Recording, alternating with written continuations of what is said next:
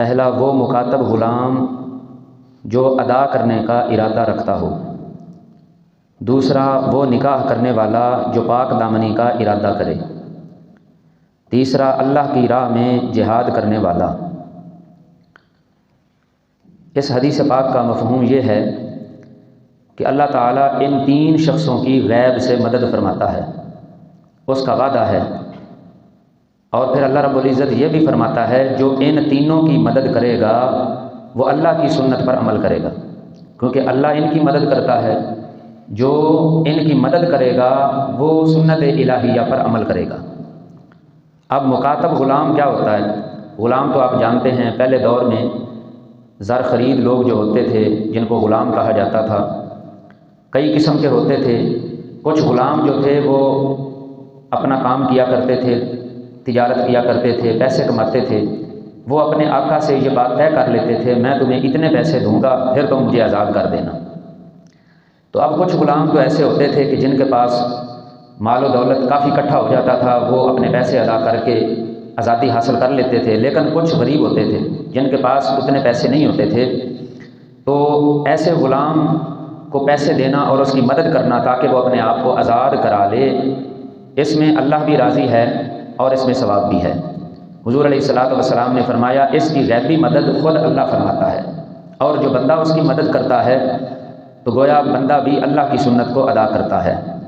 اسی طرح ہی مقروض کو قرضے سے نجات دلا دینا، ایسا مقروض جس نے اپنے کسی اہم کام کے لیے، ضروری کام کے لیے، اپنی حاجت کے لیے قرضہ لیا، اب وہ ادا نہیں کر سکتا، تو فرمایا کہ اس کا قرضہ ادا کر دیا جائے۔ یا اسی طرح کوئی قیدی ہو، مظلوم ہو، پتہ ہے کہ اس کو جو قید کیا گیا ہے ظلماً قید کیا گیا ہے، یہ بیچارہ مظلوم ہے، اب اس کو پیسے دے کر چھڑوانا یہ بھی بہت بڑے ثواب کا کام ہے۔ دوسرے نمبر پر فرمایا کہ جو بندہ نکاح کا ارادہ رکھتا ہو تاکہ وہ پاک دامن رہے۔ نکاح خود سنت ہے، اور جب اس میں یہ نیت خیر بھی شامل ہو جائے تو یہ نور علی نور ہے۔ اس سے یہ بھی معلوم ہوا کہ نکاح کرنے میں بھی نیت ٹھیک رکھنا ضروری ہے۔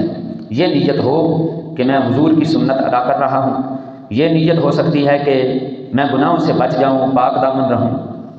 کچھ لوگوں کی نیت یہ ہوتی ہے ہم نکاح کریں گے تو ہمیں جہیز میں بہت سارا مال ملے گا، کو امیر گھر جو ہے وہاں رشتہ کرتے ہیں تاکہ ہمیں جہیز میں بہت سارا مال ملے۔ کچھ لوگوں کا یہ ارادہ ہوتا ہے کہ ہم اپنی جسمانی خواہش کو پورا کریں گے۔ کچھ لوگوں کی یہ نیت ہوتی ہے کہ کسی اونچے آدمی سے رشتہ جوڑتے ہیں تاکہ ہمیں مال و دولت بہت زیادہ ملے، مال وغیرہ کی پریشانی ہماری ختم ہو جائے۔ تو یہ ساری نیتیں جو ہیں یہ درست نہیں ہیں۔ صحیح نیت یہ ہے کہ سنت رسول صلی اللہ علیہ وسلم کی ادائیگی کی نیت ہو، اور دوسرا اس میں یہ نیت ہو کہ میں پاک دامن رہ جاؤں، میں گناہ کرنے سے بچ جاؤں۔ اسی طرح تیسرا شخص ہے غازی فی سبیل اللہ، جو اللہ کے رستے میں جہاد کرنے والا ہو، اس کو کھانا کھلانا، اس کو ہتھیار وغیرہ دینا، اس کو سواری مہیا کرنا، یہ بہت ہی افضل عمل ہے۔ اس کی امداد کرنا در حقیقت اللہ تبارک و تعالی کی طرف سے ہی امداد کرنا ہے۔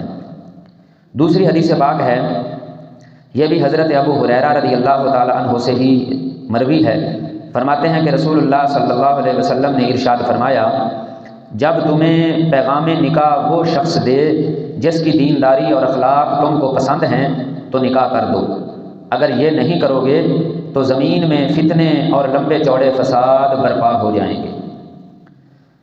اس میں خطاب جو ہے وہ لڑکی کے وارثوں کو ہے کہ عموماً لڑکی کے وارثوں کو پیغام بھیجا جاتا ہے، تو حدیث پاک میں فرمایا گیا کہ جب تمہیں ایسے گھر سے پیغام آئے، ایسے لڑکے کا پیغام آئے جو دیندار بھی ہو اور اچھے اخلاق کا مالک بھی ہو، تو پھر تم اس کے ساتھ اپنی بیٹی کا نکاح کر دو۔ اگر تم مال پر نظر رکھو گے یا تم کسی اور چیز پر نظر رکھو گے تو اس سے فتنے فساد برپا ہوں گے۔ کیا ہوگا؟ لڑکے کی شادی بھی لیٹ ہوگی، لڑکی کی شادی بھی لیٹ ہوگی، اور دونوں کسی نہ کسی گناہ میں مبتلا ہو سکتے ہیں۔ تو یہ سارے کا سارا وبال جو ہے وہ پھر ماں باپ پر ہوگا، ماں باپ بھی اس گناہ میں شریک ہوں گے۔ فرمایا گیا کہ لڑکی کے لیے دیندار عادات و اطوار کا درست لڑکا مل جائے تو پھر اس کا پیغام قبول کر لو اور اس کے ساتھ اپنی بیٹی کا رشتہ کر دو۔ محض مال کی ہوس میں اور لاکھ پتی کے انتظار میں جوان لڑکی کے نکاح میں دیر نہ کرو۔ لڑکے کے اخلاق سے مراد یہ ہے وہ تندرست ہو، تندرستی بھی دیکھنی چاہیے، کہیں اس کو کوئی ایسا مرض تو نہیں کہ وہ مرنے کے قریب ہو اور آپ جو ہیں وہ اس سے رشتہ جوڑ لیں۔ فرمایا کہ وہ تندرست ہو۔ عادت کی خوبی یہ ہے کہ نان نفقے پر قادر ہو، یعنی اس کو کھلا سکتا ہو، اس کو پلا سکتا ہو، مکان میں رہائش رکھ سکتا ہو، اتنا کمانے کے لائق ہو، تو ایسا رشتہ جو ہے وہ قبول کر لینا چاہیے۔ تو اس لیے فرمایا گیا کہ ایسا رشتہ جب آئے تو اس کو قبول کر لو اور اپنی بیٹی کا نکاح اس کے ساتھ کر دو۔